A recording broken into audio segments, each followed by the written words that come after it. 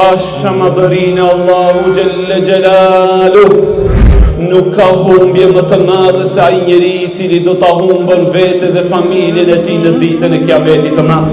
Atë ditë do ta sheh se si Allahu Gjelle Wala po jep djalin e tij dhe për kokë ja gjuar në zjarr të xhenemit.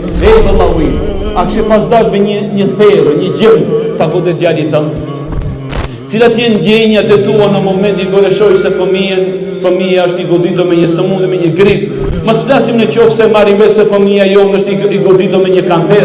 Dhe ndjesh me se ajo, vallahi billahi edhe ushqimi më nuk e shijm natën.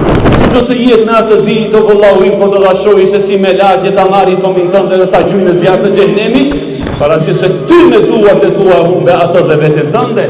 Allahu xhellahu ala thot në Kur'an,